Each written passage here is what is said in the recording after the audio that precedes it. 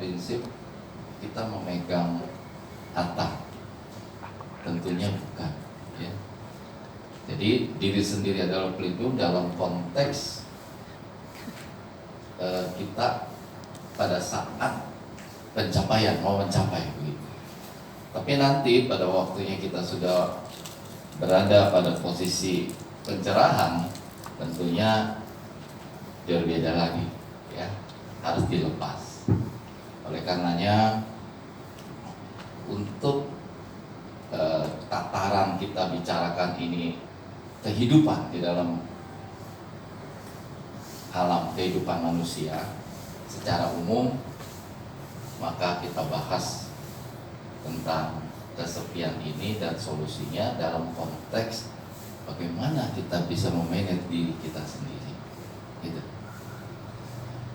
Tetapi lebih lanjut, sebenarnya saya ingin menegaskan bahwa kesepian itu sesuatu yang kurang baik. Tidak salah sih, ya, tidak salah. Tapi dia tidak baik.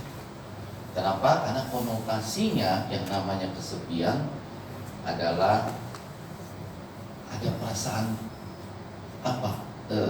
tidak nyaman, gitu maksudnya, ya.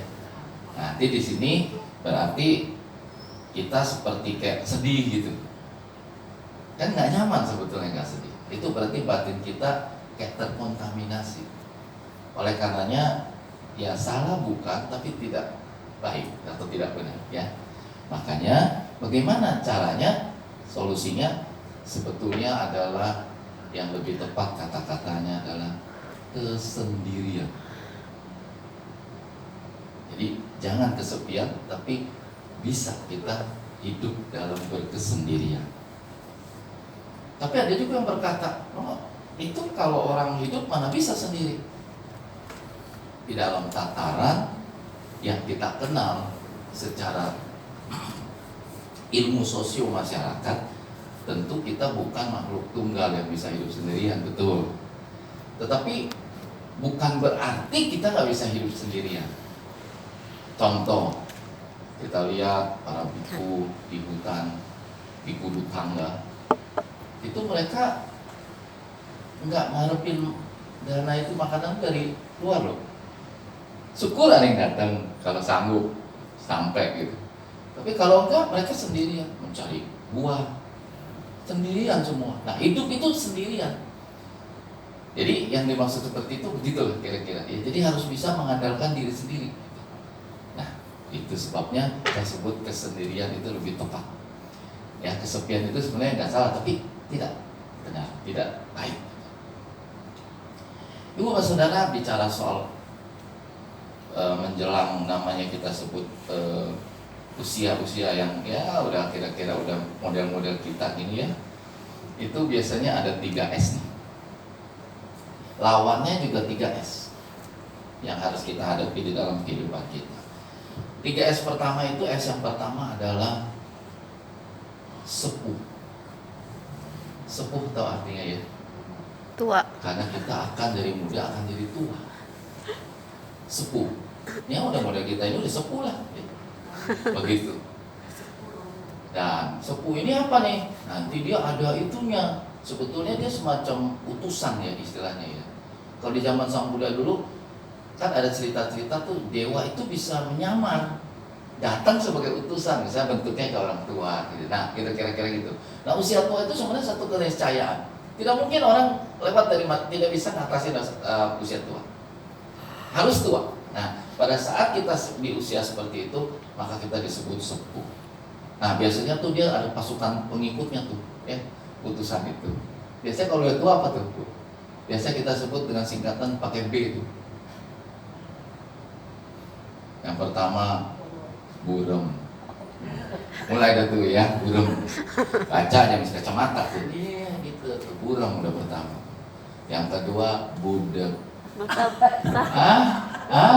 tuh? Ya. Ketiga apa? Bolot. Nah ini nih, kalau bolot ini yang bikin kita suka ribut sama anak penantu nih, sama anak cucu nih. Ini oma gimana sih dibilangnya kagak begitu? Ah begitu. Padahal kita tuh udah Udah waktunya tuh B itu ketiga. Sebenarnya bukan sengaja, udah datang begitu. Pasukan pengikutnya. Utusan itu ada pasukan pengikutnya.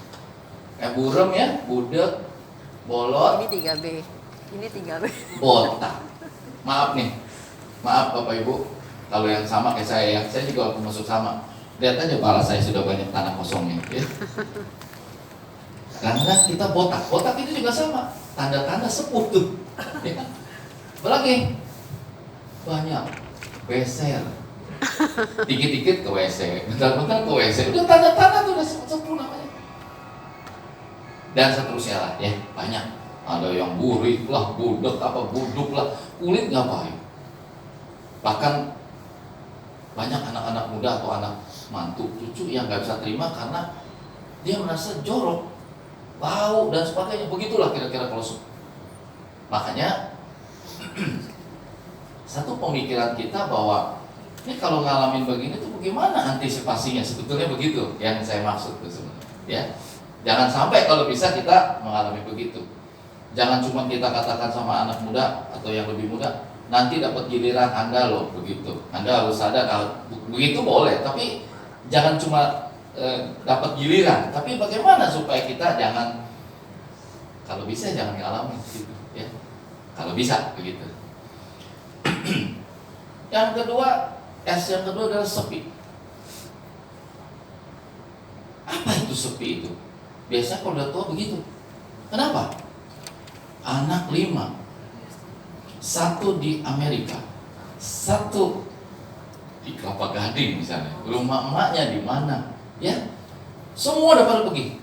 Betul?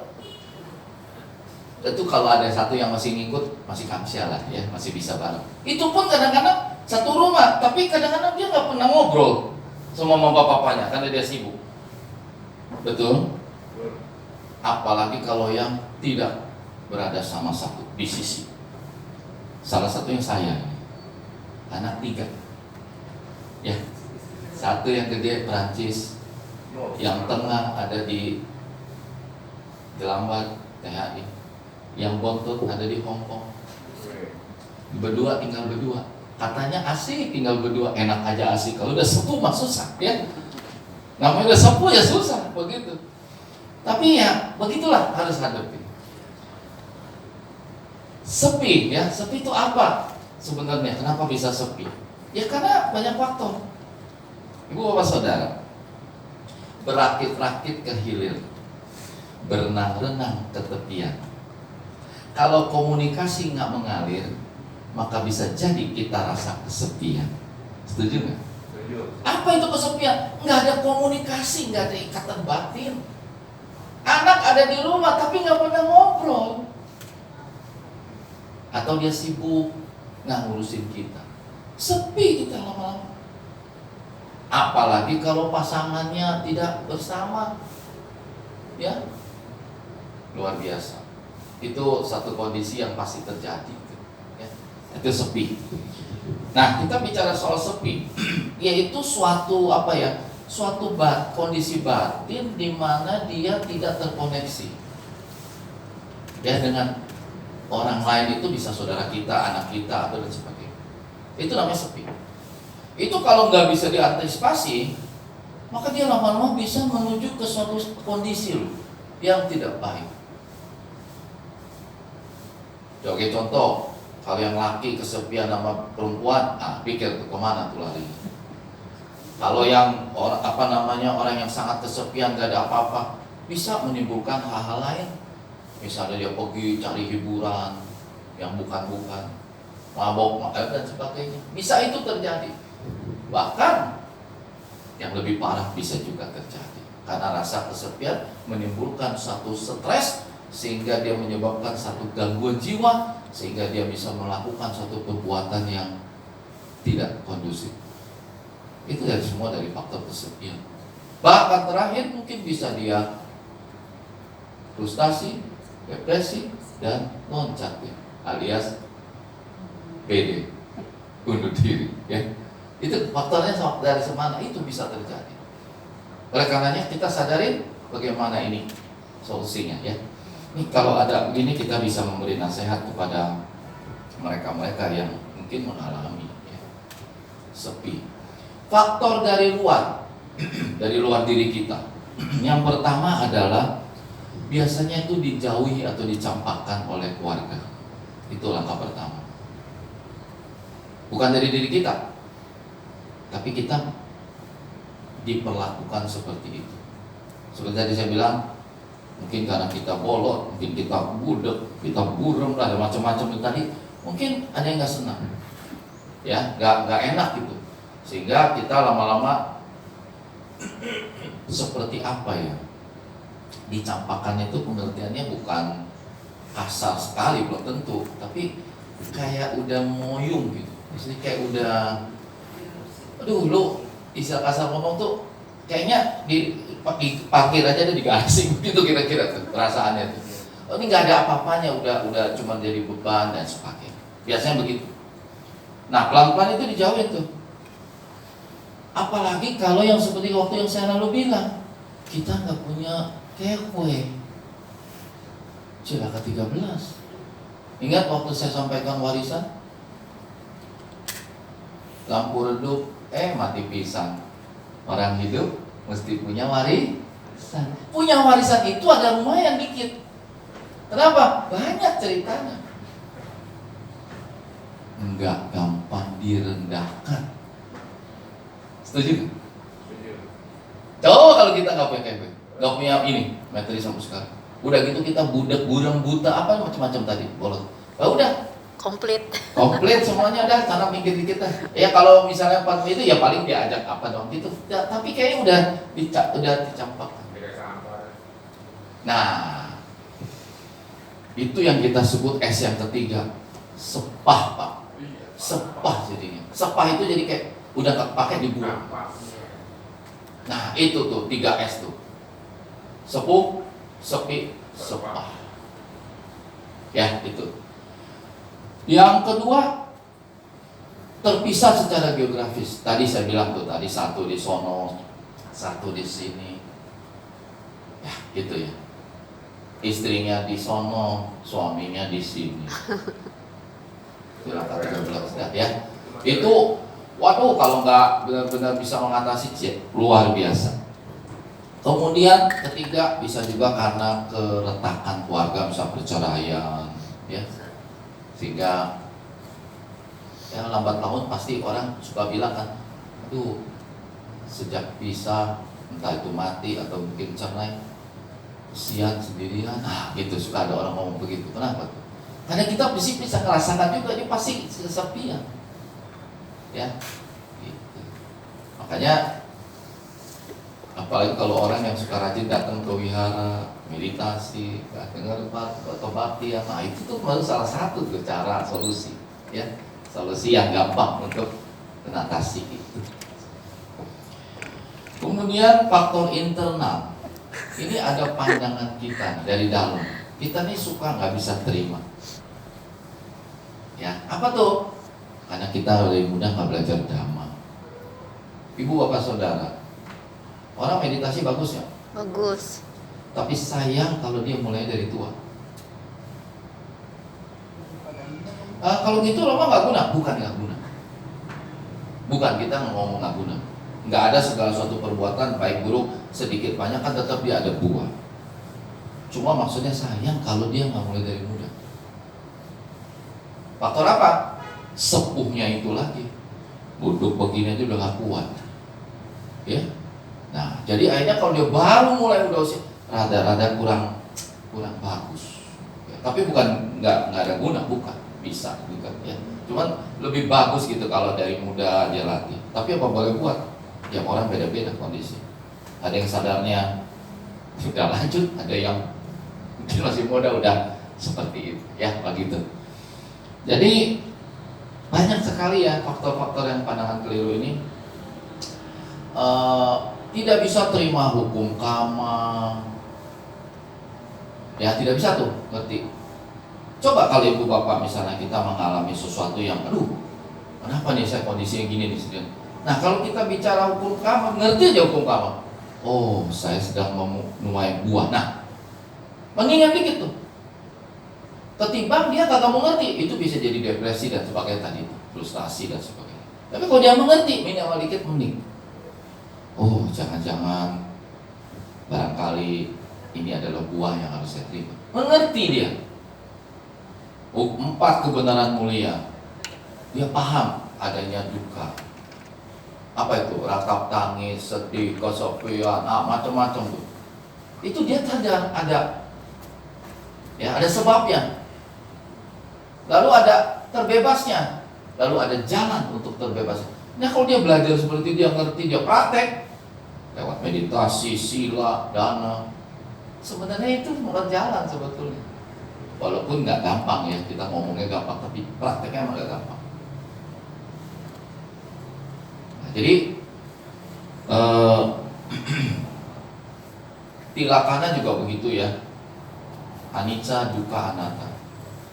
Apakah kondisi saya ini keterusan? Sadar, belum tentu, karena ada sifat anicca, tidak kekal. Ya, jadi ada sedikit menenangkan hati, sehingga kita bisa menerima gitu, mengerti gitu. Ketimbang kalau kita nggak ngerti, nggak kamguan, nggak terima, nggak rela, maka itu lebih menderita. Itu Bapak Ibu yang kita sebut sebagai pikirannya tidak terbuka. Orang yang pikirannya terbuka, happy pasti segera datang. Orang yang tidak bisa pikiran terbuka, penderitaan akan datang. Itu maksudnya. Pikiran terbuka Pak, itu salah satunya. Ya, dia bisa nerima, dia bisa olah, dia bisa mengerti. Nah, sehingga dia praktekin. Itu yang namanya pikiran terbuka. Oh, saya punya anak. Buat apa? Nanti kalau saya tua bisa dopang saya. Kalau dia dari muda pikirannya begitu punya anak, itu kan salah satu pandangan. Begitu dia cintai, dia kasih dan sebagainya, kan timbul nanti kemelekatan. Kalau nanti yang terjadi gimana? Sedih, takut, sepi, menderita. Maka dia mesti pikir, terbuka pikirannya. Oh, selama ini saya salah nih kalau terjadi kayak begini. Ya, ada cerita mama-mama di Taiwan, dia punya anak sekolah ke Amerika. Setelah kawin dia sukses. Mamanya bilang, aduh nggak sia-sia dah.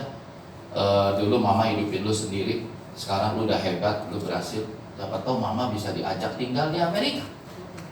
Apa mau kata anaknya? Sorry ya mam, I'm sorry I love you. Nggak bisa. Mama kalau mau hitung-hitungan silahkan hitung. Mama keluarin duit berapa, dia hitung. Dulu uang ini apa tadi dia hitung. Dia kirim maknya, sekian duit. Kalau mama merasa itu kecewa, asalnya naik, I bayar deh, gitu, I balas budi pakai. Coba. Kalau mamanya pikiran tak terbuka, dia pasti bilang apa? Buat apa hidup? Ya kan? Tapi akhirnya dia berpikir terbuka. Oh, ternyata gua salah ya kalau begitu menghadapi orang tuh ngarep-ngarep begitu. Ternyata nggak dapat, sedih, menderita. Sudah, uang yang dia dapat tadi dia olah sedemikian rupa, dia pergi. Ada tabungan, ada buat jalan-jalan, ada buat menikmati hidup, ada yang buat cohosim, ada yang buat sosial. Pokoknya atur semua uangnya. Dia bisa happy. Dan dia mulai berprinsip, saya mau hidup berkesendirian. Saya tidak mengharap yang lain. Ibu bapak, setiap orang pasti mati nggak? Pasti mati juga. Yang ibu itu juga pasti mati. Semua orang juga pasti mati. Tapi nanti dia nggak bakal menderita seperti yang dia pikir sebelumnya. Karena dia sudah berubah, pikiran terbuka. Itu maksudnya kenapa orang yang berpikiran terbuka, kebahagiaan akan datang. Kalau dia pikirannya terbuka, penderitaan akan datang. Itu maksudnya. Kemudian kalau banyak faktor dah ya. Kalau tadi punya anak, kalau nanti itu buat jadi jagain kita ya. Kita jadi mungkin kita nggak kepikir siap-siap gitu ya buat kejadian kayak tadi. Nah, kita akan menderita. Malah kita harus berubah. Ya, cara kita berpikir berubah. Jangan melekat, ingat tuh. Cinta, kasih, apalagi itu. Ya, jadi itu yang membuat kita jadi melekat. Kalau nggak terjadi kita sedih tuh, takut, ketakutan, kesedihan. Gara-gara kita cinta, ya, kasih, apalagi banyak sih ya faktor-faktor itu. Dari nafsu, dari keinginan, dari kemelekatan itu akan membuat kita kalau nggak dapat maka kita akan menderita.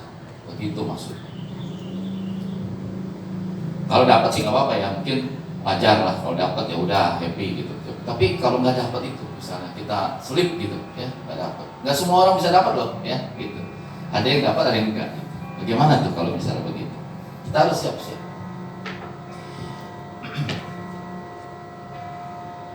Jadi mengenai pandangan keliru ini, waduh luar biasa ya, banyak dari apalagi orang Tionghoa ya, begitu. Semua orang tahu nggak hidup itu bakal mati? Tahu. Tapi ingat, menerima kematian emang gampang? Sulit, Bu. Kita ngomong sih enak, iya saya tahu bakal mati. Begitu ngadepin mau mati, waduh, kesulitan. Makanya nggak heran ada beberapa pandangan di mana kalau orang habis misalnya meninggal tuh ya, nggak semuanya orang pasti jamin loh kita berada di mana. Ya, kadang-kadang suka ada orang bilang dia berapa hari putar-putar dulu gitu. Mungkin itu maksudnya di alam-alam yang tidak baik. Begitu dia nggak tenang aja, dia akan jatuh di alam eta dulu. Ya, sampai dia sadar dulu bisa lahir di alam berikutnya lagi manusia atau alam yang lebih tinggi. Nah, jadi pada akhirnya kita apa? Kita sadar nih. Ini ngomong mati sih gampang, tapi pada waktu nerima menghadapi kematian itu jalannya itu tuh yang harus kita perhatikan. Jangan sampai kita kurang persiapan, kurang tabungan. Itu maksudnya. Tabungan apa? Ya memang kita banyak berbuat baik, betul. Berbuat sila ya bagus, bawa anak benar. Cuman yang penting pada waktunya menjelang itu, jaga pikiran. Karena jangan lupa, ke alam berikutnya itu dari asalnya kama itu. Ketika menjelang cuti cita itu, jangan anggap enteng gitu, yang faktor itu kan. Sehingga ya pikir yang baik-baik lah, tenang gitu ya. Maka orang suka bilang semoga batinnya damai dan tenang. Itu maksudnya sebenarnya sebelum dia cuci cita dia harus punya itu. Kalau dia sudah cuci cita ya bisa juga punya itu di alam berikutnya. Tapi kalau dia jeblos ya percuma kan. Yang penting pada waktu dia menjelang itu damai dan tenang. Itu bagaimana tuh? Nggak gampang ya. Nggak gampang betul, tapi ada caranya ya, sehingga kita bisa melatih. Makanya cara pandang-pandang itu kita harus mau terbuka pikirannya. Oh ini kayak kira-kira ini boleh saya pegang terusnya? Enggak, ya kita rubah. Banyak anak, banyak rezeki, betul apa enggak? Pak? Banyak anak, banyak rezeki, betul enggak? Enggak juga. Jangan dipegang, jangan dirutkan gitu. Ya kan kira-kira gitu. Jangan sampai kita salah nanti. Bikin anak terus. Kata banyak anaknya bikin terus. Ya katanya enggak bahagia. Nah kan menderita kita. Nah Pak, kayak kita yang begitu-gitu tuh, pandangan-pandangan yang ada terutama di orang Tionghoa, ya begitu itu yang disebut tahil-tahil atau apa itu mesti perhatikan tuh. Jangan kita pegang melekat. Ya, lu murtad lu apa nggak bakti? Jangan begitu pikiran. Pokoknya lihat dulu ya sikonnya, gitu. Nggak salah dong kalau kita berbakti, wajar gitu. Cuman kan hati-hati kita di dalam menyikapinya gitu. Banyak sekali kan. Apalagi tuh ya, kalau ada bayi yang meninggal di sini apa tuh namanya? Ambar ya. Entah diminta-minta buat jadi obat. Ini apaan ini ya, kok lucu ya bisa begitu ya. Itu pola-pola yang nggak sesuai. Udah nggak ada sekarang sih kayaknya sih. Tapi bukan nggak ada masih. Cuman banyak kan orang udah nggak kesana. Kurang logis gitu. Ya, orang anak dijadiin pengobat gitu, jadi bingung gimana itu orang kayaknya ya. Walaupun kita nggak bilang itu 100% salah, tapi lu sulit gitu untuk mengingatnya atau memikirkannya gitu. Ya jadi apalagi banyak sekali saya kira ya. Aduh nanti saya kalau mati nggak mau dibakar. Kenapa? Panas. Coba, ada yang mikir gitu. Nah kalau di dalam tanah memang bisa napas, nggak napas juga kan. Nah jadi kadang-kadang tuh ada pikiran-pikiran yang sebetulnya dia nggak usah pikirin, tapi dia apa boleh buat ya, gitu. Dia pikir, nah ini jadi menderita. Banyak sesuatu pandangan-pandangan keliru. Selain tadi hukum apa mati cosomupa adalah hukum kama, dia nggak ngerti itu. Kemudian timbul apa itu lagi? Yang kedua, sering bertengkar ya, tadi udah ya. Kalau kita di rumah tangga sering ribut, meyu kancing. Kancing itu ya, bukan kancing ini. Kancing. Kancing itu artinya dia apa tuh ya? Cinta kasih sayang. Betul nggak Pak? Bu? Kita baik-baik nih. Tapi kalau kita sering ribut nggak perhatiin nih. Lama-lama tanpa sadar tuh timbul apa? Nggak ada kancingnya lagi.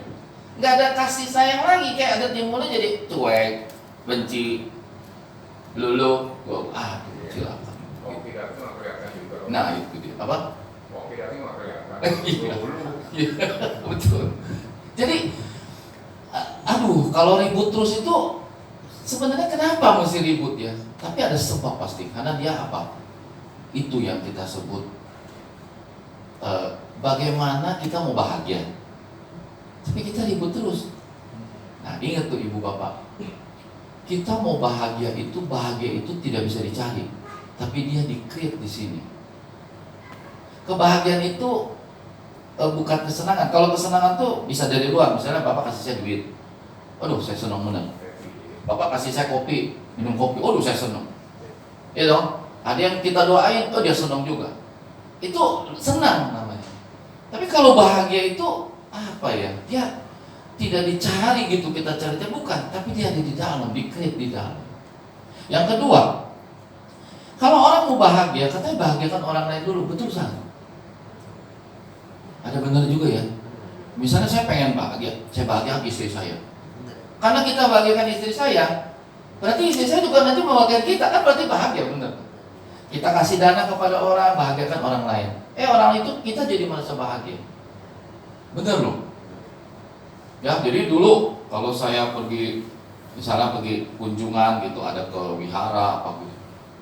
Ada ibu-ibu gitu ya, yang buta atau apa gitu, kesian ya gitu. Nah, jadi kadang-kadang kita udah kasih dana gitu, kasih dana. Apalagi kalau dia minta ya, Pak gitu minta tolong. Nah kita kasih tuh. Begitu saat kita kasih tuh, asal batinnya itu apa ya rasanya ya? Apa ya? Seneng ya. Nah itu tuh maksudnya kayak gitu tuh, kebahagiaan itu yang nggak bisa diutarakan, ditukar dengan apa tuh? Artinya dia timbul gitu. Nah itu termasuk bagian yang merentet pada kama yang namanya sahajata. Jadi kita berbuat sesuatu kan pasti ada buahnya. Buah itu kadang-kadang ada yang nempel langsung gitu, berbuah langsung, namanya sahajata. Nah salah satunya tuh begitu kita kasih, happy hatinya gitu. Yang buruk juga bisa begitu. Kita ngasih, kita jadi kayak kesel gitu, bisa juga. Tapi kalau yang baik begitu. Ya, jadi tidak bisa dicari-cari, tapi di-create, diciptakan sendiri dalam batin. Kedua, bahagiakan orang lain maka kita bahagia. Nih, satu lagi nih ibu bapak. Diingat baik-baik. Kalau kita mau bahagia, jangan pikir sembarangan. Ini yang banyak kan orang suka slip, nggak sering diulang. Jangan suka salah sangka mulu. Kalau kita disebut bahasa Hokkien-nya apa? Entang opesiu. Entang opesiu. Opesiu itu artinya mikir sembarangan. Mikir sembarangan itu macam-macam. Ada yang mikir sendiri, ngelamun. Kan orang kalau pikiran tuh lari sana lari sini. Lagi mikir kita ngelamun tuh, habis sono, lari sono, lari sini, gitu kan ya. Itu tuh yang membuat kita menderita sebetulnya. Yang kedua, kita salah sangka. Orang melakukan ini atau orang nulis ini, kita salah sangka. Itu juga termasuk bagian daripada opesiu. Nanti dari opesiu muncul opekong. Opekong apa? Ngomong sembarangan. Gara-gara dia pikir sembarangan, dia ngomongnya sembarangan. Mungkin dia marah, kesel, ya kan timbul ngomong gitu. Paham maksudnya ya? Banyak terjadi gitu. Orang baca kesinggung. Padahal maksudnya bukan begitu, dia salah tafsir, dia kesinggung, dia keluar lagi kata-katanya. Dan sebagai balas-balas aja jadi ribut. Maka ribut itu sebenarnya sumbernya dari apa? Nah itu dia faktornya. Sering opesium, ya sikap pikiran dia nggak bisa lantar. Makanya Sang Buddha katakan, siapa yang bisa mengendalikan pikiran, dia akan mendapat kebahagiaan. Seperti kusir mengendalikan kuda. Kuda itu kalau Anda nggak pegang, dia lari ke mana-mana ngaco. Pernah nggak naik kuda di Jogja tuh, kalau misalnya di mana gitu ya? Kalau nggak ada yang nggak bisa diatur, nggak nurut, waduh kaget gitu. Ya dia bisa lari ke mana-mana gitu. Tapi kalau ada kusir yang bisa jaga, kanan kiri, lempeng jalannya bagus. Nah kita maksudnya harus seperti kusir itu, bisa mengendalikan itu pikiran. Jangan kita biarkan dia pikiran itu jalan sendiri. Itu yang disebut mengendalikan pikiran. Entah opesio, akan datang kebahagiaan. Salah satunya begitu ya, di antara 3 tadi. Ibu bapak saudara, 5 menit kita mikirin jelek, yang sedih, yang gak enak, termasuk tuh kita dikasih WA tuh ya. Saya kadang-kadang juga susah mikirnya itu, kenapa ada orang WA bikin begini tuh, apa maksudnya gitu ya. Begitu kita baca 5 menit, buatin kita nih gejolak, kesel. Misalnya contoh, ada anak dipukulin sama bapaknya, tolong viralkan supaya ditangkap. Kejadiannya di India, siapa yang mau nangkep ke India? Hah? Yang mukul orang India, anak India, kita suruh viralkan. Ini saya pikir ini orang kadang-kadang bagaimana nih cara mikirnya supaya ketangkep katanya. Udah gitu anak dipukulin terus. Ada kalau yang di Medan kan ditendang tuh anak kecil itu. Coba ibu bapak, sehebat-hebatnya kita begitu baca begitu, apa yang terjadi dalam batin kita? Kalau kita nggak bisa kontrol, timbul kesel nggak kita? Kesel. Timbul benci nggak masuk orang itu? Ini orang gila ya? Apa ya gitu-gitu? Coba kalau kita bisa mengerti. Oh, apalagi kita bilang, waduh, ini kelihatannya begini. Bisa nggak kita ngomong begitu dalam batin kita? Kan belum tentu. Nggak gampang. Ya. Maka nyesian itu juga yang benar gitu loh. Jangan yang begitu-gitu tuh. Kalau perlu, ya. Ya, namanya manusia ya, macam-macam. Oleh sebab itu kenapa kita kembali ke diri kita sendiri, mengendalikan pikiran kita. Ya, begitu kita sadar, kita udah tahu nih, ini berita begini nih, jaga batin kita. Itu yang saya maksud. Jaga batinnya, jangan terpengaruh, jangan